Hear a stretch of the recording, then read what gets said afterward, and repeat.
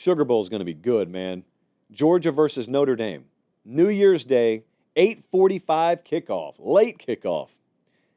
How has Georgia used the last 2 weeks? I would like to know. So last time we saw them, they were celebrating an SEC championship, right? And Carson Beck went down at halftime, and Gunnar Stockton came in, and they had to come from behind and beat Texas. It's no small feat.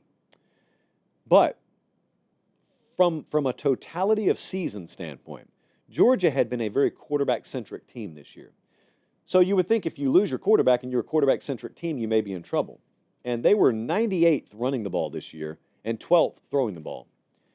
But yet when Beck went down, there was like this jolt of life that goes through the team, and they end up coming from behind and winning. Now, that could be temporary. And so over the span of 4 quarters against a high-caliber defense like Notre Dame, maybe it's not that way. The beautiful part about this game is both teams will come in fully convinced they have the physical edge. Notre Dame does not believe they take a physical backseat to any team in the country. Georgia does not believe they take a physical backseat to any team in the country.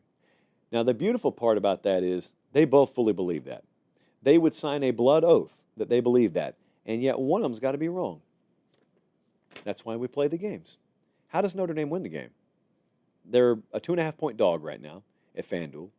How do they win the game? Riley Leonard. That's how they win the game. I've watched Georgia this year give up over 100 yards rushing to Jalen Milroe.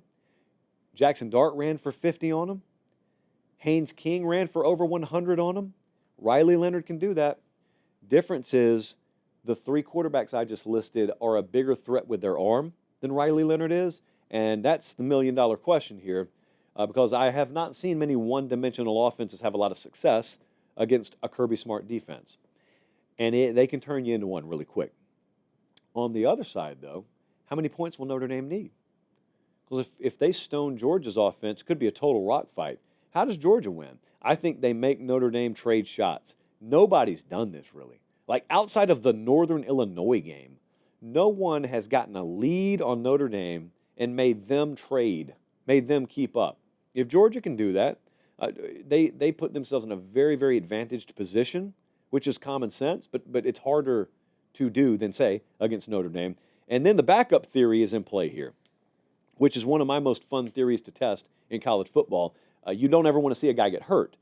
But the fact of the matter is when quarterbacks get hurt in college football, sometimes it does a weird thing to a locker room because the public expects the team to go in a shell, but knowing that in the locker room, you take it upon yourself as a D lineman, as a safety, as an offensive tackle, as a fullback, you take it upon yourself to raise your level of play.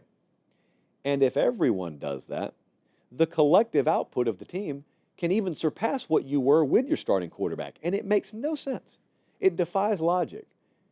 Teams and programs that are really proud and really talented, like Georgia, they can do that sort of thing.